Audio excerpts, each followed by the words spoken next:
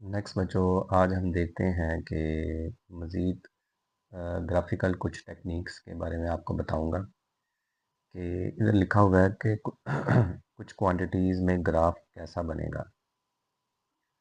Graph straight line बनता है या कर्व बनता है, तो ये ग्राफ की स्लोप ही हमें बता देती है कि वो क्या है। और ग्राफ के नीचे का एरिया, यानी ग्राफ हमें दो तीन तरह की इंफॉर्मेशन दे सकता है। एक एरिया दे सकता है, एक स्लोप दे सकती है, तो ये दोनों हमें कुछ ना कुछ इंफॉर्मेशन देंगी। तो ज़रा देखिए, हमारे पास पहला क्वेश्चन एग्जांपल के तौर पर है कि graph between the potential energy stored in capacitor versus voltage across the capacitor. यानी कि वो पूछ रहा है कि पोटेंशियल एनर्जी और कैपेसिटर के वोल्टेज के दरमियान जो ग्राफ है वो किस तरह का बनेगा। तो आप देख रहे हैं कि हमारे पास पोटेंशियल एनर्जी और वोल्टेज में जो स्केयर के डायरेक्टली प्रोपोर्शनल का रिलेशन है। और याद रखें, स्केयर का हमेशा ग्राफ कैसा बनेगा, पैराबोलिक बनेगा। तो यहाँ पर अगर हम गौर करें तो हमारे पास ये जो पैराबोलिक ग्राफ है वो सिर्फ और सिर्फ ये है।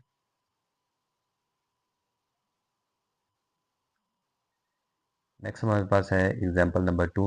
इसमें वो स्लोप के बारे में बताएगा। कह रहा है slope of velocity time graph represent.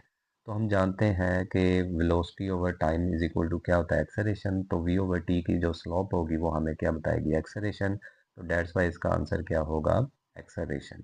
Next हमारे पास है area under the force displacement. Graph हमें क्या बताएगा, फोर्स और डिस्प्लेसमेंट का जो एरिया होता है वो हमें क्या बताता है, वर्क बताता है। तो यहाँ से हमारे पास क्या इंफॉर्मेशन होगी, वर्क की।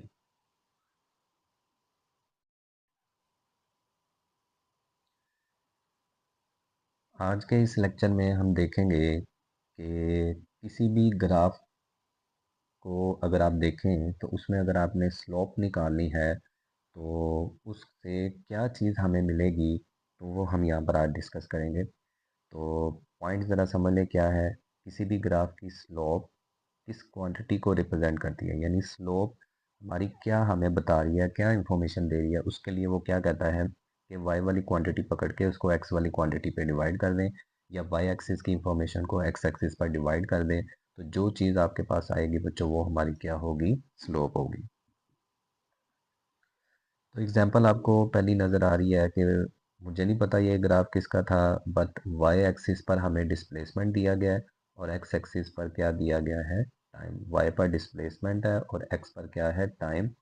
तो जब हम इसकी स्लोप निकालेंगे, स्लोप तो वाई ओवर एक्स होता है, तो वाई की जगह क्या आ गया, डिस्प्लेसमेंट। एक्स की जगह क्या आ गया, टाइम। तो हम तो ये जानते हैं rate of change of displacement is called velocity. तो इस वक्त जो भी ये ग्राफ है इसकी जो स्लोप होगी वो हमें किसके बारे में इंफॉर्मेशन देगी, वेलोसिटी के बारे में। नेक्स्ट हमारे पास एक और है, फोर्स वर्सेस डिस्प्लेसमेंट का ग्राफ। तो हमने स्लोप निकालनी है। स्लोप होता है वाई ओवर एक्स, तो वाई पर क्या है, फोर्स, और एक्स पर क्या है, एक्स ही। तो जब मैंने स्लोप निकाली वाई ओवर एक्स करके तो एफ ओवर एक्स आया। तो F over x force per unit extension को हम क्या कहते थे, स्प्रिंग कांस्टेंट। ये आप लोगों को 7 चैप्टर में करवाया गया था। नेक्स्ट हमारे पास है, एक तरफ है वोल्टेज और दूसरी तरफ है करंट। यानी वोल्टेज और करंट का जो ग्राफ है ये किसके बारे में इंफॉर्मेशन देगा। तो इसके लिए आप स्लोप निकालें। तो स्लोप होता है वाई ओवर एक्स, तो वाई पर क्या है, वोल्टेज, और एक्स पर क्या है, करंट। तो जैसे ही वोल्टेज ओवर करंट आपने देखा, आपको तो पता है कि ये रेजिस्टेंस के बराबर होता है। तो इसका मतलब इस ग्राफ की जो स्लोप है वो हमें रेजिस्टेंस के बारे में बताएगी। इसी तरह से हमारे पास चार्ज और टाइम की स्लोप दी गई, तो स्लोप क्या इंफॉर्मेशन देती है। तो याद रखिएगा, स्लोप होता है वाई ओवर एक्स, तो वाई पर क्या है, चार्ज, और एक्स पर क्या है, टाइम। तो क्यू ओवर टी हमें क्या बताता है, करंट के बारे में इंफॉर्मेशन देता है। जैसा कि हम जानते हैं आई इज इक्वल टू क्या होता है, क्यू बाय टी। तो टी को अगर हम ऊपर ले जाएं तो ये क्या होगा, चार्ज बाय करंट।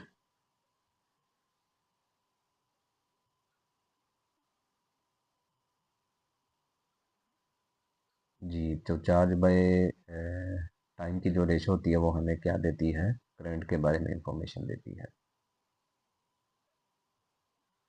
नेक्स्ट हमारे पास एक ग्राफ है वेलोसिटी ओवर टाइम। तो वेलोसिटी ओवर टाइम की जो स्लोप है वो हमें क्या बताती है, एक्सेलरेशन। वाई पर वेलोसिटी है और एक्स पर क्या है, टाइम। जैसे मैंने इनकी रेशो ली तो मुझे पता लगा rate of change of velocity तो एक्सेलरेशन होता है, इसका मतलब इस ग्राफ की जो स्लोप है वो एक्सेलरेशन बताएगी।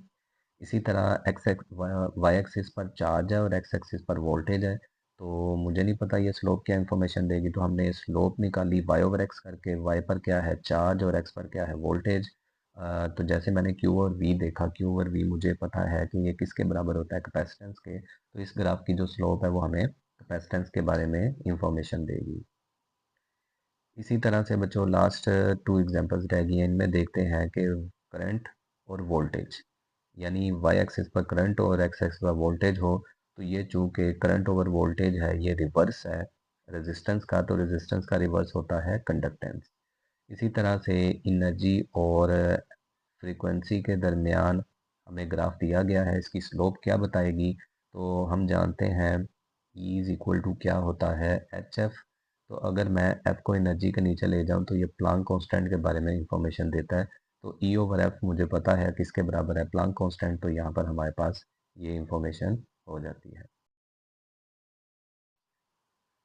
नेक्स्ट बच्चों, स्लोप निकालने का एक और तरीकाकार भी होता है कि स्लोप की वैल्यू फाइंड करने के लिए अगर आपको क्वांटिटीज़ की वैल्यूज़ गिवन नहीं है तो फिर आप एंगल से भी स्लोप क्या कर सकते हैं, फाइंड कर सकते हैं। स्लोप इज इक्वल टू क्या है, टेन थीटा।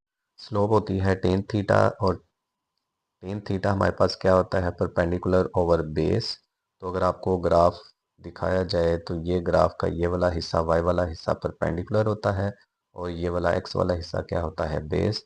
तो इसका मतलब है ऊपर वाई और नीचे क्या होगा, एक्स। तो स्लोप टेन थीटा दोनों ही क्या है, एक चीज़ है। तो अब हम देखते हैं कि एंगल से कैसे स्लोप फाइंड कर सकते हैं।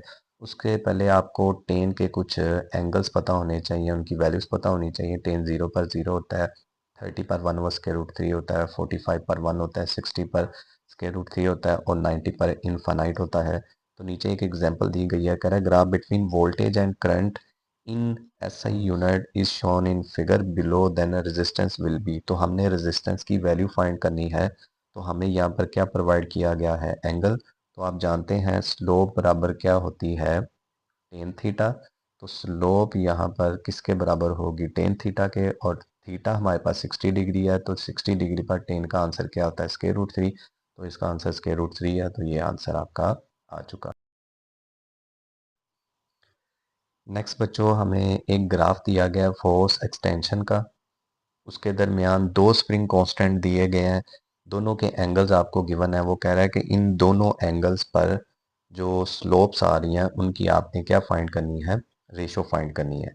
सिंपल, स्प्रिंग कांस्टेंट्स की रेशो कह सकता है, स्लोप्स की रेशो कह सकता है, दोनों का मतलब एक ही है। तो हमारे पास दो एंगल कौन कौन से हैं, एक 30 डिग्री है और एक 60 डिग्री है। तो हम जैसा कि जानते हैं कि स्लोप बराबर है टेन थीटा के, चूंकि ये रेशो निकालनी है और स्लोप हमें यहाँ पर फोर्स एक्सटेंशन की क्या देगा, स्प्रिंग कांस्टेंट। तो इसका मतलब है कि रेशो निकालने के लिए आपको क्या करना पड़ेगा, के वन ओवर क्या करना पड़ेगा, के टू, और ऊपर वाले लार्ज एंगल आपने क्या कर दिया, 60 डिग्री, एंड स्मॉलर एंगल क्या रख दिया, 30 डिग्री। अब हमें कैसे पता लगेगा कि किसको पहले रखना है किसको बाद में रखना है, हमेशा पहली को दूसरी पर डिवाइड करवाना आपने।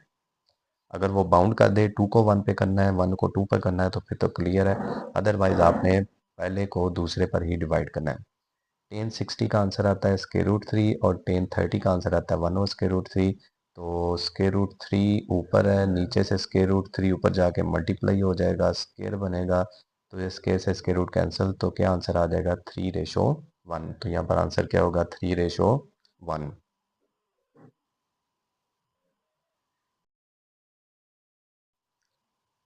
नेक्स्ट बच्चों, हमारे पास स्लोप से रिलेटेड कुछ और क्वेश्चंस भी हैं, तो उनको देखते हैं ग्राफ के ज़रिए।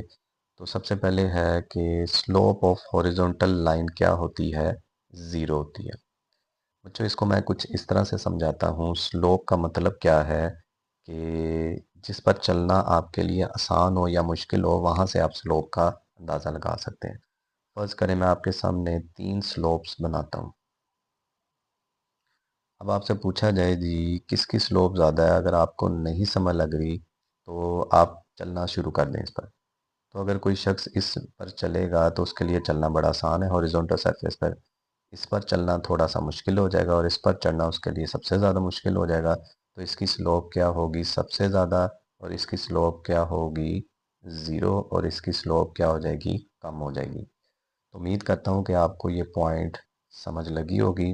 अब हम चलते हैं नेक्स्ट क्वेश्चन की तरफ। नेक्स्ट बच्चों, आपको नज़र आ रहा है कि एक स्ट्रेट लाइन ग्राफ है।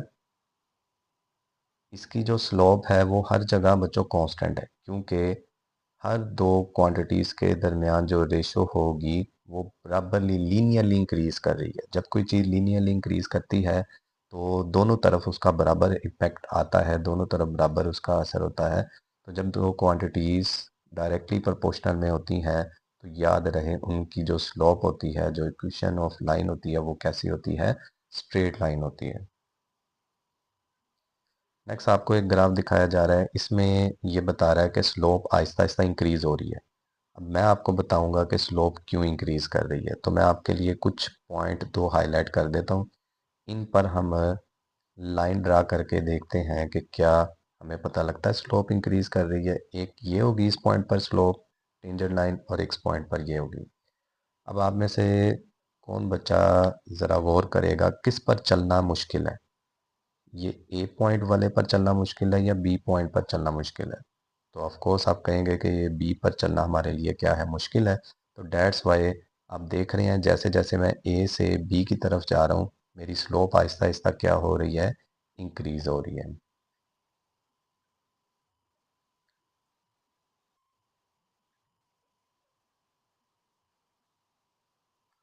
नेक्स्ट इस ग्राफ को देखें। इस ग्राफ में बच्चों आपकी स्लोप डिक्रीज कर रही है। कैसे डिक्रीज कर रही है, मैं दो पॉइंट आपके लिए हाईलाइट कर देता हूँ। इन दो पॉइंट्स के ऊपर हम क्या ले लेते हैं, स्लोप या टेंजेंट लाइन ले लेते हैं। अब मैं अगर आपसे पूछूं कि किस पॉइंट पर चलना आपके लिए मुश्किल है, ए पॉइंट पर चलना मुश्किल है या बी पर, तो आप कहेंगे जी ए पर चलना मुश्किल है, बी पर थोड़ा सा चलना आसान है। तो इसका मतलब है ए पॉइंट की स्लोप ज़्यादा है और बी पॉइंट की स्लोप क्या है, कम। तो डेट्स वाई ग्राफ में ऊपर जाते हुए हमारी स्लोप क्या हो रही है, कम हो रही है।